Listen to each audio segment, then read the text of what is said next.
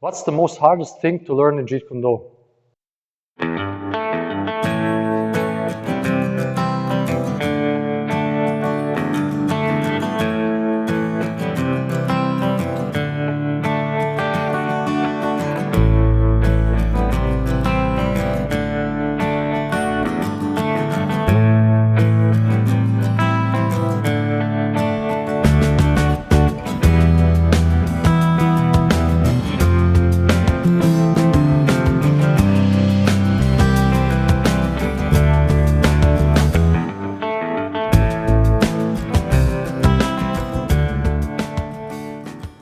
Hi guys, new video for today.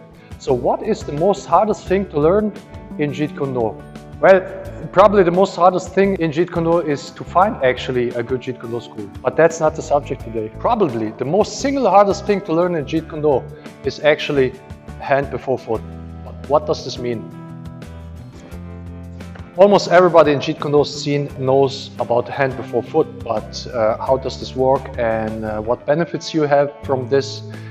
And how do you actually learn it, and why is this so hard to learn?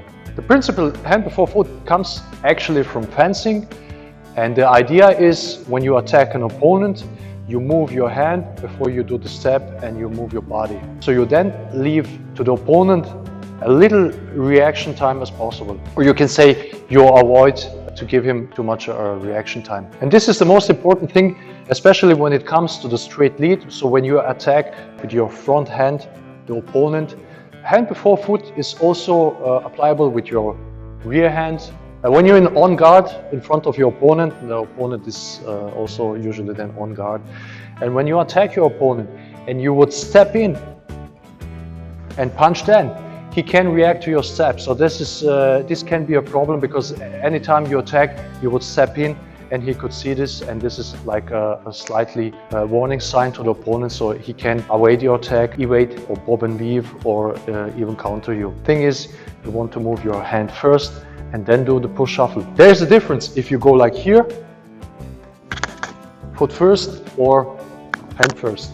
Here the second punch is far harder to block. At the time he can react, the hand is almost in the target, and even his hand is placed here.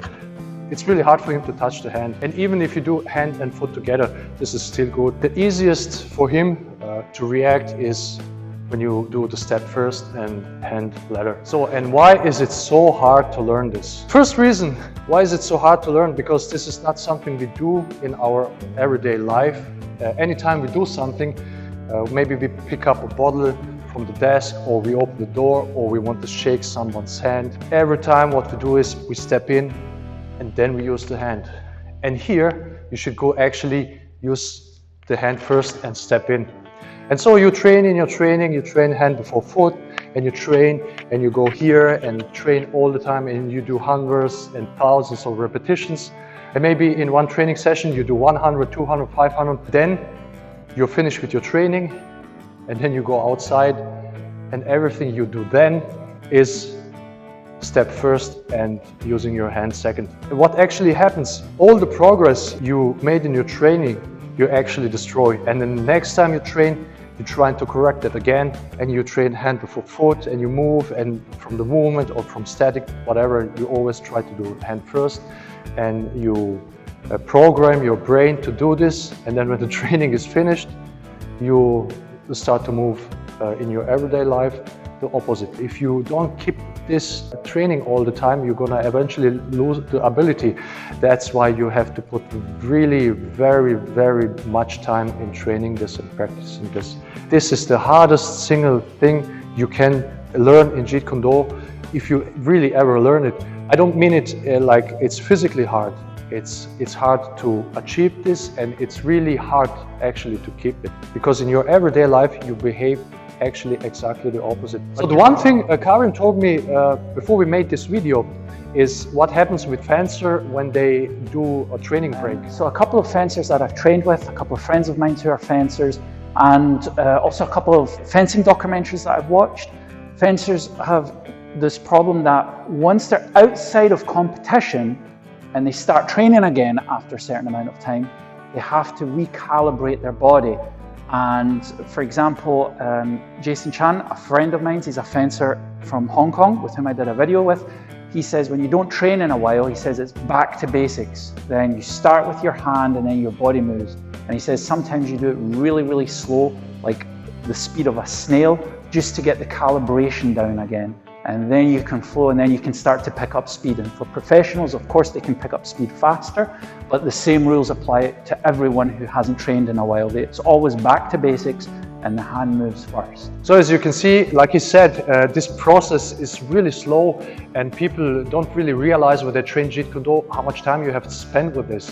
And when we go back to the idea that Jeet Kune Do is somehow a mixture of different martial arts, and then you do 5 different martial arts during your week training or your weekly training, and you should usually actually spend a big amount of time of this training, of your weekly training, actually training hand before foot or hand before push shuffle and everything. And the thing is, when you start with your hand and your body follows and you push in, the deception element of the technique is far smaller or far less than when you step with the body. Because when you step body first, the opponent can see your whole body moving and he can react.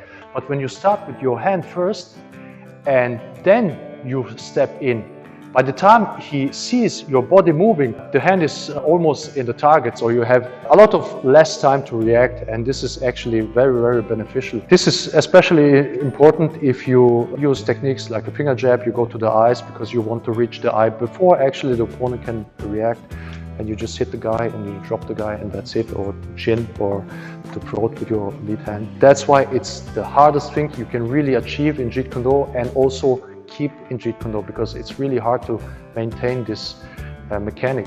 So that's why it's important to put a very huge amount of time in your training, concentrating on hand before foot. And that's not the only thing, it's also when you punch with the lead hand, that the timing when the hip comes in is also different than from the most punches. It doesn't come from the start, it comes right before the impact. Then actually you turn the hip into the target. These are really the most hardest things to learn. Even when you punch with your left, when you have your here and you start with the hand and the body follows, this is as equal as hard. Now before we are finished, just a little thing Karim has to say to you.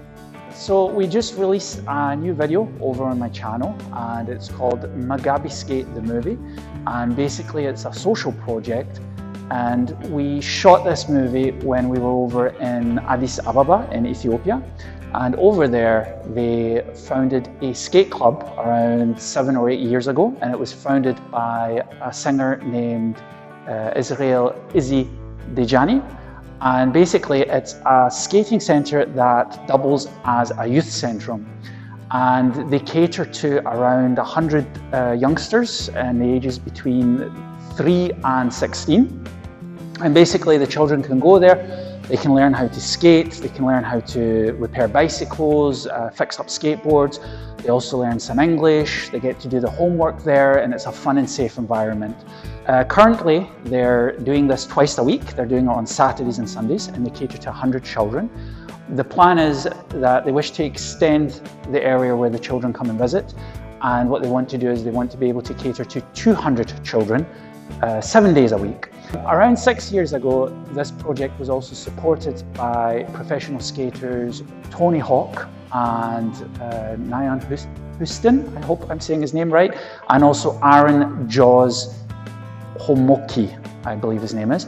And basically, those guys with a bunch of other famous professional skaters, they went over to Ethiopia and they helped build Ethiopia's first concrete ramp where the children now get to practice twice a week.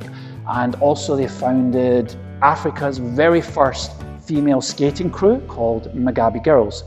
And with this video, we want to draw attention to this project. So if you can check the video out, maybe share it with someone. Maybe you know someone who has a skill set. For example, they might be architects, or they might be own some kind of building company, and they might have raw materials that they don't need, that they could give Magabi skate. Or maybe there's somebody who wants to teach English or French and they can do so over Skype. Or maybe you want to go to Ethiopia yourself. Maybe you're a professional skater and you want to teach the children for a couple of days. It's definitely my experience that I had there was amazing, and I would definitely be happy if you guys can check the video out. There's no need to subscribe to my channel or anything.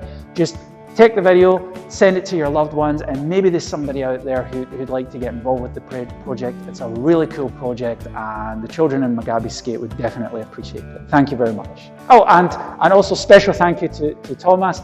Because of Thomas and a lot of other of my friends all over the world, they all helped the project, not only by donating their time and their money, but also by help promoting it. So thank you very much. So you're very welcome, Karim, no problem. So for people who don't know, I'm a skateboarder myself. So I was driving skateboard from my 9th or 8th year. I'm not sure anymore, and so this is a very interesting thing for me, because I have a kind connection to this stuff. And yeah, guys, thanks for watching, and see you next time.